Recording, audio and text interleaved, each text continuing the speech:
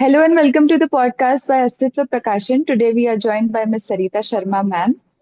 Hello and welcome, ma'am. Thank you so much for having me here. Yeah.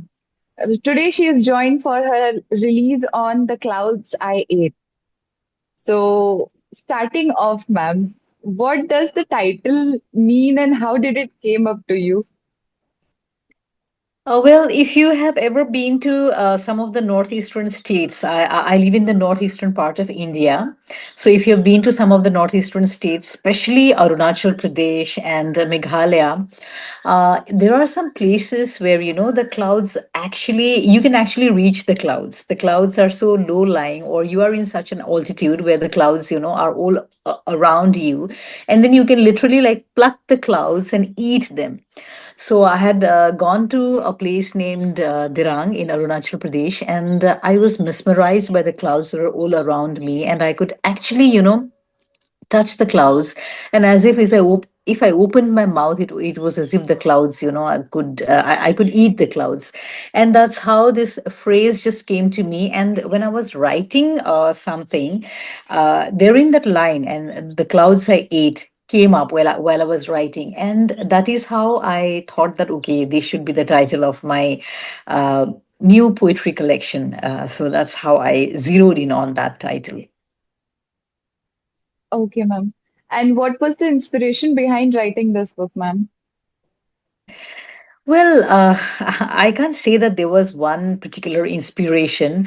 I think as a writer, I am very impulsive and I write whatever comes to me at a given point in time. And it's not like something works as an inspiration. It's like there are so many different ways in which we get inspired. And I have been writing since quite a couple of years now, and there is no such given inspiration for this book. But all right, I mean, because I write, I just happen to write. That is how it is. And a book came about when I was ready with publication, so I came out with this book.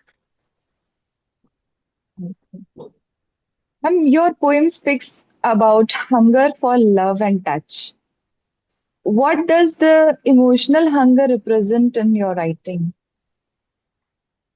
Well, actually, I feel that human beings are very disconnected from one another. We do not have the kind of connection that we crave for. I also crave for a particular kind of emotional connect with people.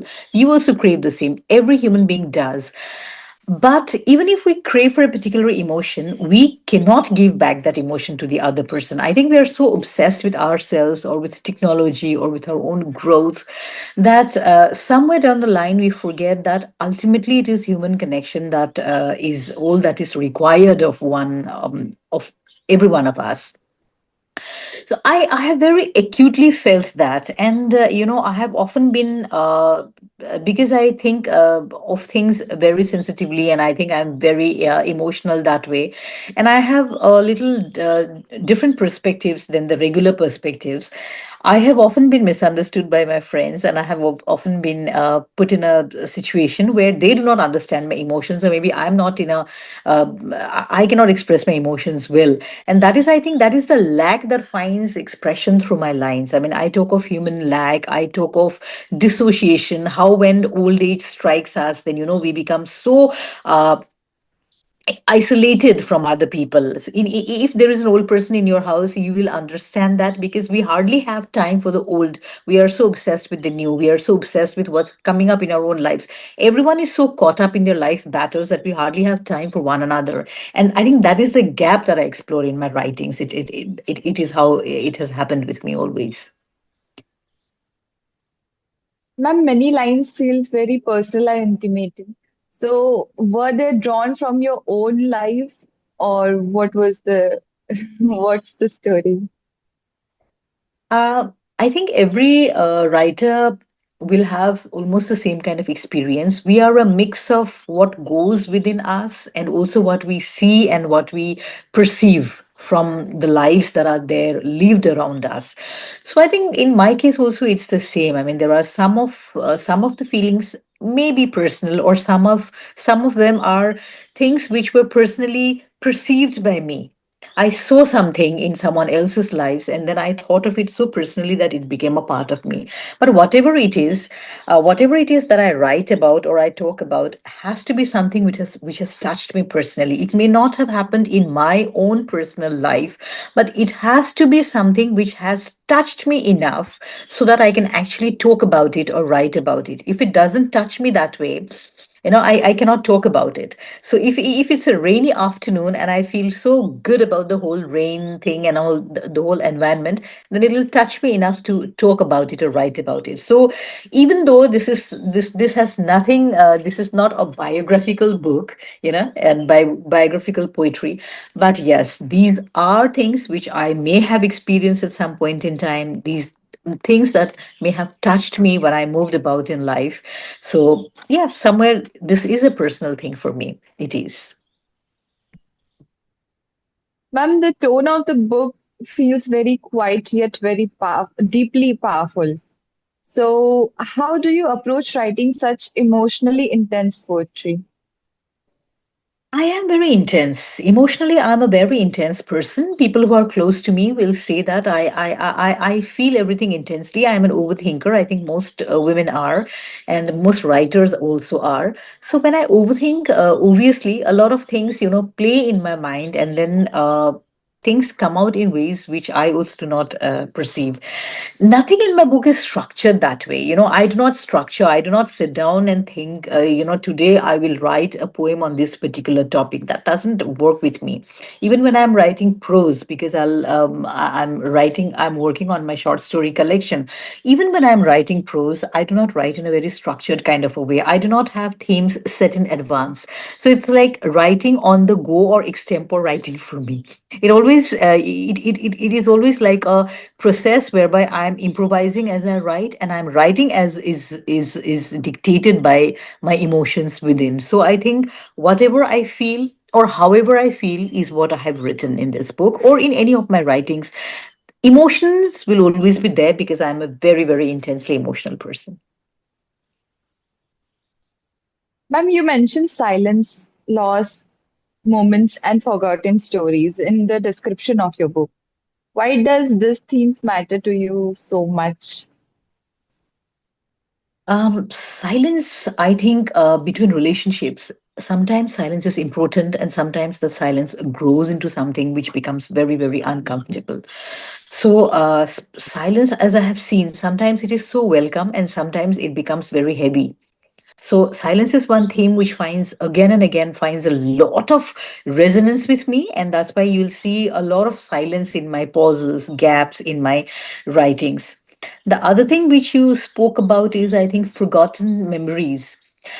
I'm Yeah. very, I look at people who we have forgotten in our lives. Especially, I talk about aging. I talk about old people. I think of my grandmother when I was growing up. She was a part of my life, our lives rather. Those were different times when we were growing up, not like now. I think of her life, and I think that somewhere around the line, somewhere around, she may also have been, she may have felt excluded out of the entire things that were happening in our lives. Maybe she did not understand what I was studying or my siblings were studying, what was happening in our lives. Maybe she tried to understand, she could not reach there.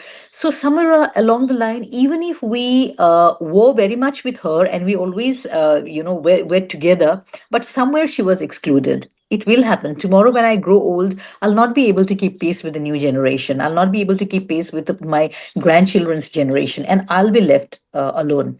So I'll again become a memory. Like my grandmother has become a memory, my mother has become a memory now. In the same way, tomorrow I'll also become a memory. So certain things I think of very intensely, as I said earlier, and that's why I think all these things will be there in my book. You'll see a lot of it playing in different ways in my book. So that's it. Ma'am, growing up in hills and rivers when seems to have an influence in your perspective. So how has nature shaped your poetry? Well, yes, nature is very much a part of my upbringing because I was brought up in Nagaland and then in small town Tinsukia. I live in Teshpur now, which is again another small town, and I'm surrounded by the Brahmaputra. The Brahmaputra has a magical effect on me. The Brahmaputra is the only male river in India. Nud, as we say, it is a nud. It's not a nadi. And I Yeah. don't know why I'm so attracted to rivers. I'm attracted to mountains. I'm attracted to clouds. So that is something which inherently attracts me towards itself. And somewhere I think you will find it resonating in my works. Consciously or unconsciously, nature is a part of my being. And Brahmaputra here is a big, big influence on my life. I don't know why. I always look up to it with a lot of inspiration, with a lot of awe, and with a lot of questions that somewhere I find the answers to in the vastness of the Brahmaputra. So I am a nature person, yes.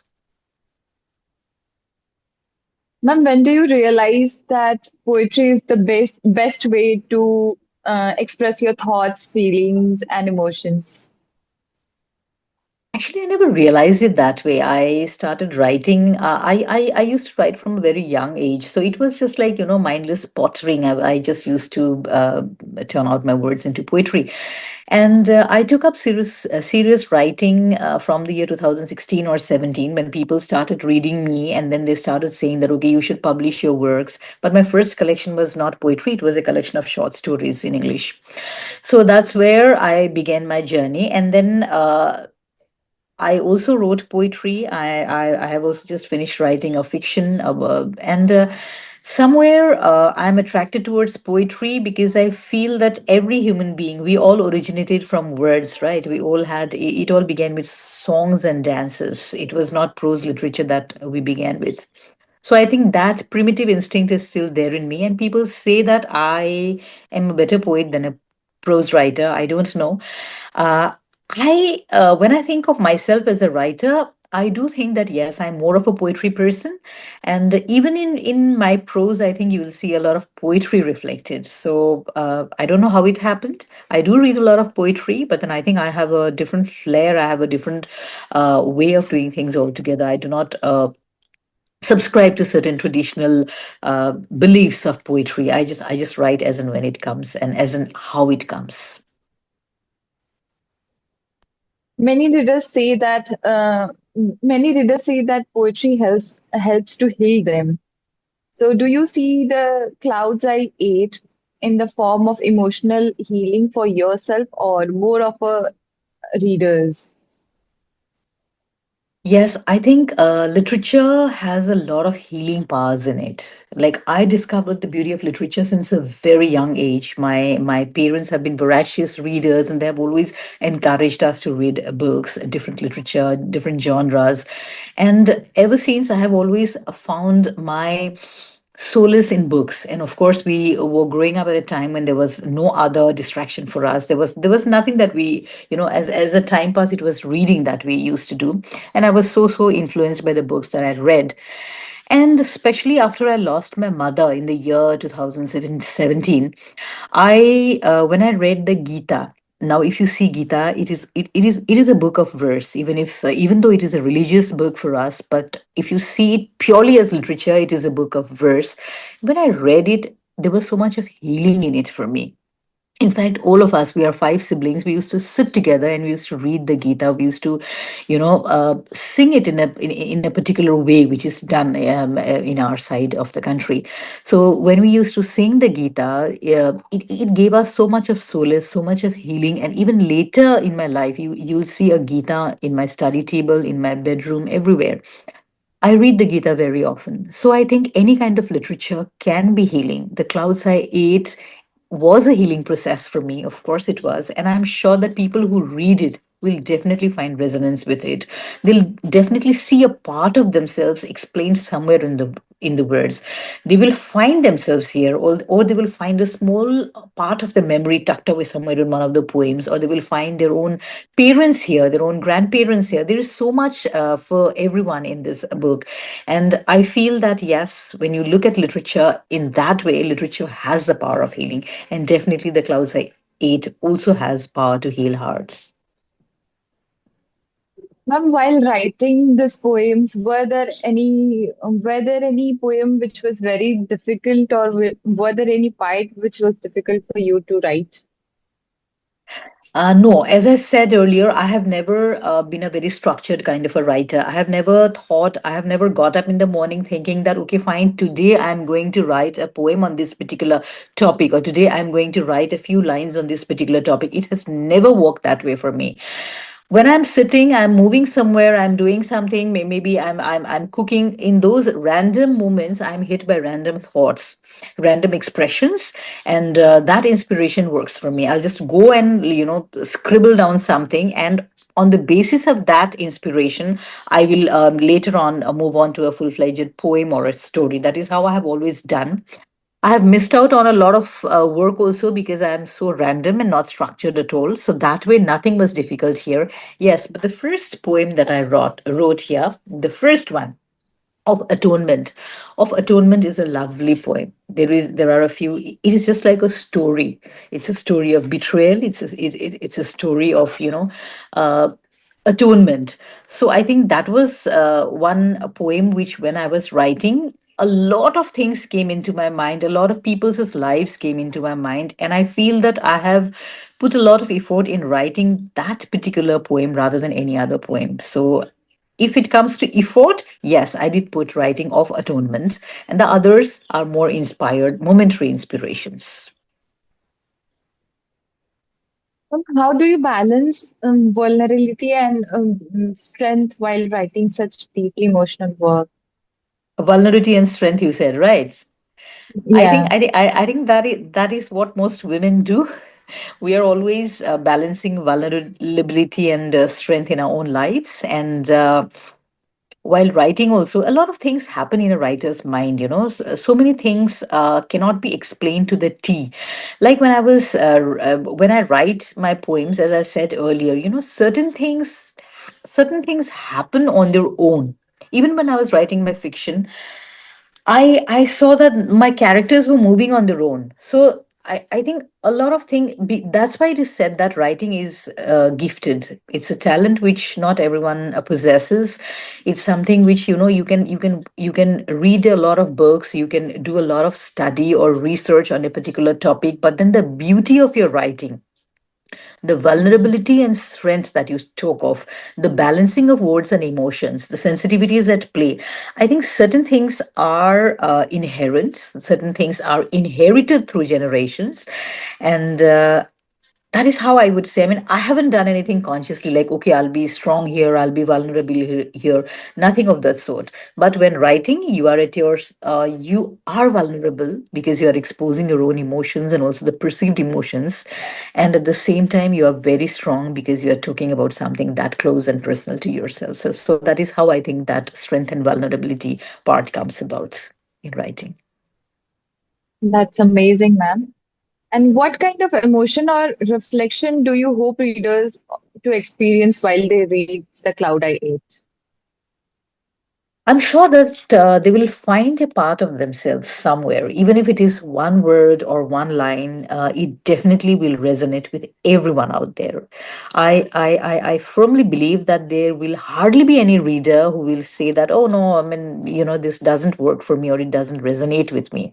They may like it, they may not like it, but somewhere they will find themselves in this book. It may be one line, it may be one whole poem, or it may be one word, but definitely every reader will find themselves in the clouds I eat. That is what I firmly believe in as the writer of this book. And ma'am, author's note suggests that the world isn't always a kind, but is always worth feeling. So, could you expand on that philosophy? The world is not always kind. I mean, I think even your own experience will say that, right? The world is it at so many times the world is unkind to us. The world doesn't understand us.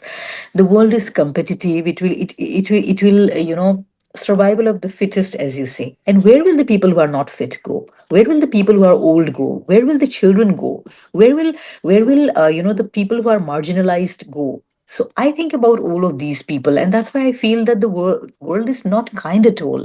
But we can try to be kind to one another. We can begin with ourselves. One kind words, one kind expression, one kind smile can change so many things, is what I feel. And yes, I have seen unkindness very close. I mean, it may not be to me that people were unkind, but I could see it, I could perceive it.